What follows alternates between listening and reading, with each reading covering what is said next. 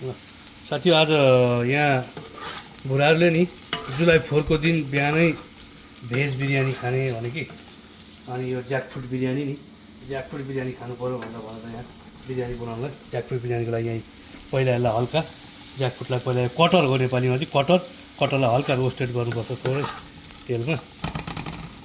त्यसको यो अलिकति डिपली फ्राई भएपछि यसको स्वाद राम्रो आउँछ।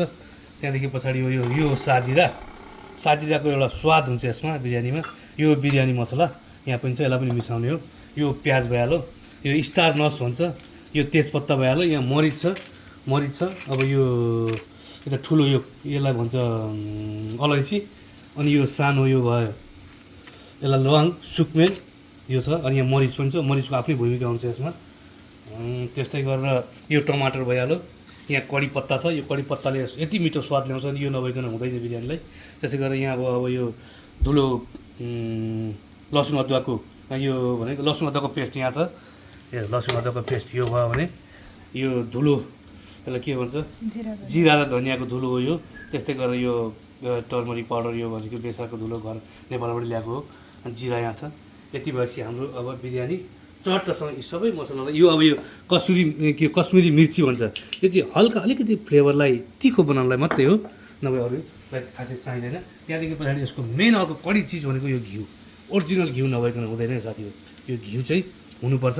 र अर्को भयो यो यसलाई भन्छ फ्राई अनियन। यो फ्राई अनियन यसले साह्रै मिठो स्वाद ल्याउँछ। यति चिज चाहिँ हामीलाई करिबन चाहिने हो। अब म यो बिरयानीको लागि यो अलमोस्ट फ्राई भइसकेको छ। अनि साथी यो इम्पोर्टेन्ट चाहिँ नि यो पुदिना, यसलाई मिन्ट र धनियाँ। मिन्ट चाहिँ अति नै बिरयानीमा नहुने मेन इन्ग्रेडियन्ट्स हो। यो चाहिँ नभई हुँदैन साथी। यसले बिरयानीलाई नरम सफ्ट पनि बनाउँछ र थोरै टेस्ट अति दिन्छ। त्यस कारण दहीहरूको चाहियो, दही नभए पनि हुँदैन। त्यस गरेर यसको अलिकति चखिलो फ्लेभर ल्याउने हो कागतीको रस हुनैपर्छ। र यति चिज भएपछि 12-14 चिज भएपछि बिरयानी बन्छ। अब यहाँ मैले थोरै यसलाई काजु हाल्यो भने अलिकति स्वाद पनि राम्रो आउँछ। अहिले भनेका धुलो जति पनि मसला छ नि धुलो मसला, यी सबैलाई के गर्ने त पानी हालेर पहिला यसलाई पानी हालेर घोल्ने। पानी हालेर घोलेपछि भरे मसला डढ्दैन र नडढेपछि यसको असली स्वाद कहीँ पनि जाँदैन। यसलाई सबैले यो चाहिँ गर्यो अति राम्रो हो। यो चाहिँ भनेको किचन टिप्स, यो चाहिँ सबैभन्दा बढी किचनमा युज गर्ने राम्रो सेफको आइडिया हो यो चाहिँ। यसको लागि चाहिँ अलिकति तेल थोरै युज गरौँ।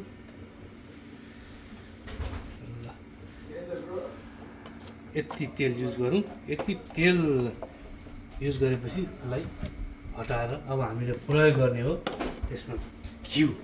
थोरै आगोमा हिट गर्नुपर्छ। यसलाई हाल्ने साथी घिउ बिरयानीमा हाल्न भरे पनि हालिन्छ, नडराइ हुन्छ है। किनकि घिउ खानु अति राम्रो पनि हो स्वास्थ्यको लागि, ठिक पनि छ। यो पहिला सबभन्दा पहिला यो अघि राखेको खडे मसला हुन्छ, यसलाई सर हालिदिने।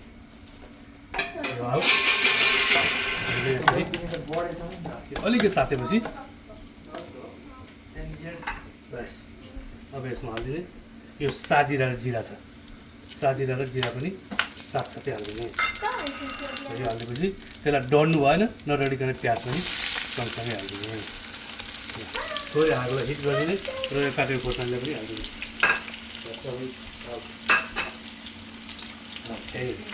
अब यसलाई अलिकति गोल्डन ब्राउन प्याजको यो जुन पानी सुकेर अलिकति गोल्डन ब्राउन हुँजासम्म यसलाई फ्राई गर्ने।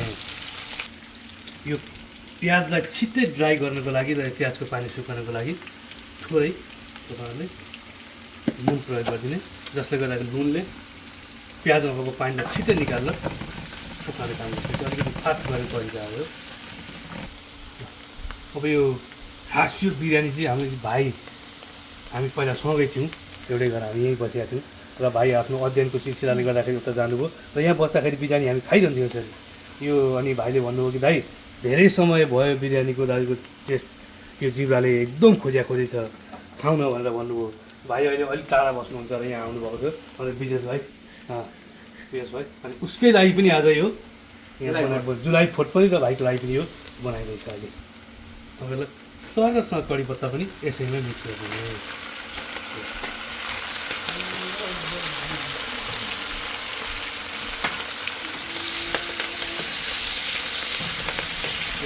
अब हाल्ने हो यो टमाटर।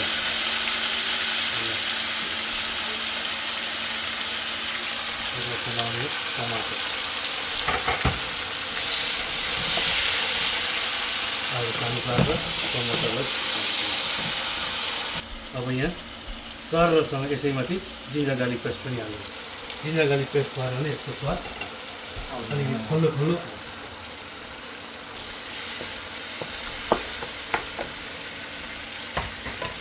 जिन्जर गार्लिक पेस्ट किनेको भन्दा घरमा बनाएको अति राम्रो हुन्छ। किनेकोमा भेनेगर हाले हुन्छ, त्यसमा पिछेपिछे केमिकलहरू हुन्छ, घरमै बनाएको अति राम्रो हुन्छ। पुदिना र यो धनियाँ यही हालेर पकाए अति राम्रो हो, किनभने पहिल्यै पाक्छ। किन धनियाँ पाक्ने यो अति छिटो गल्छ, तर केही चाहिँ माथि टपिङका लागि राख्नुपर्छ भयो। अब आयो यसमा लाउने मेन मसला। यो अघि बनाएर राखेको मेन मसला अब यसमा।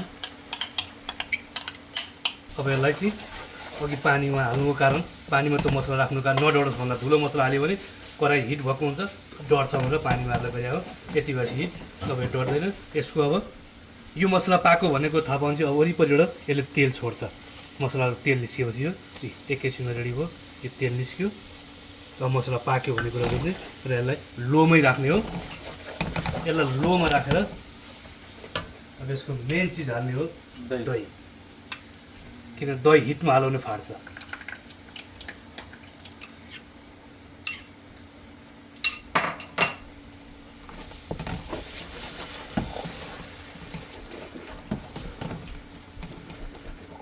यसमा फेरि समोसा हाल्यो भने चाहिँ समोसा चाट। यसमा एड हुन्छ कागती।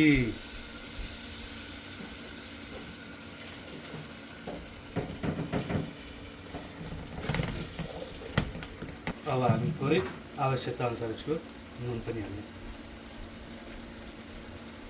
रेडी भइसकेको छ यो मसला पाक्यो। मसला पाक्यो, यो तेल या घिउले मसला छोडिसकेको छ, माथि माथि तैरी राखिसकेको छ, पाक्यो। अब यसमा अघि फ्राई गरेर राखेको ज्याकफ्रुट हालिदिने। त्यस्तै गरेर यसमा मटर छ, यो मटरलाई पनि हालिदिने। त्यस्तै गरेर यहाँ काजुलाई पनि, यति काजुलाई पनि हालिदिने। यसलाई मजाले मिक्स गर्ने।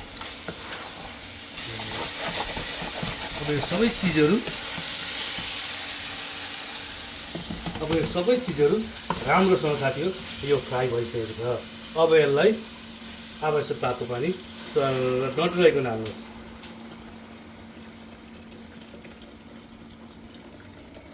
यो चाहिँ ओपन बिरयानी भन्छ, अहिलेको नयाँ स्टाइल हो। ल तपाईँलाई कति चामल छ, कति पानी चाहिन्छ भन्ने कुरा याद गर्नुपर्छ। मैले यहाँ 2.5 माना चामल लिएको छु। 2.5 माना चामललाई मैले यसलाई 3 माना जति पानी उमालेको थिएँ, त्यति नै पानी हुनुपर्छ। यहाँ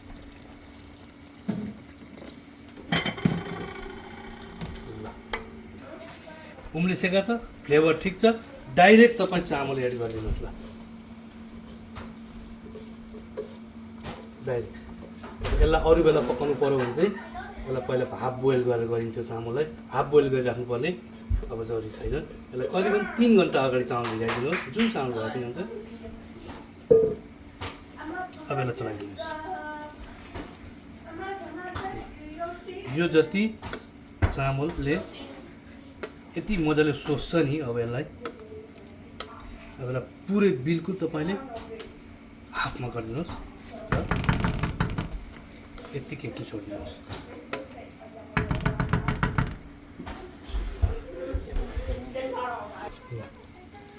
अब यतिको यो हुन्छ।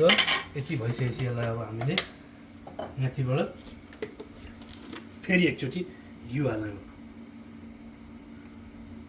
यो घिउको फ्लेभरले यसलाई अति स्वादिलो बनाउने गर्छ। घिउ आफैमा पनि राम्रो हो, नडराइकन हाले हुन्छ घिउलाई। सक्यो। अब हामीले यसमाथि हाल्ने हो तपाईँको, यसलाई भन्छ फ्राई अनियन। अब एकदम लोमा हुनु पऱ्यो, यो आगो एकदम लोमा हुनु पऱ्यो। अब यसमाथि जान्छ फ्राई अनियन। फ्राई माथि जान्छ अघि राखेको टपिङ भनेको अब यो चाहिँ धनियाँ र पुदिना हो यो ल यसमा कलर हालिराख्नुपर्ने जरुरी छैन किनभने अघि मसलामा हामीले हालिसकेका छौँ त्यही मसला कलरले यसलाई काम गरिहाल्छ हिटमा आगोलाई अति लोमा राखेर अल्मुनियम र माथिबाट लगाइदिनुहोस् ढक्कन यहाँबाट बाफ बाहिर जानु हुँदैन र अब यसलाई गर्नुहोस्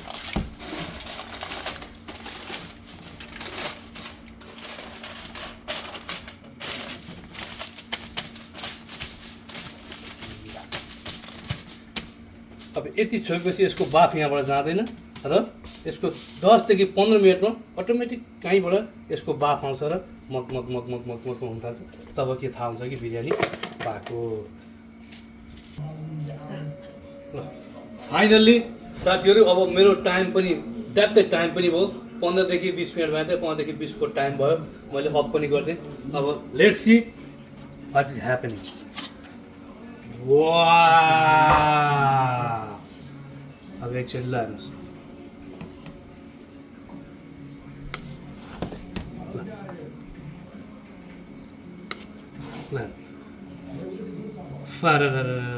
बिरयानी ल त हल्का चलाइदिनुहोस् मुनिबडी ल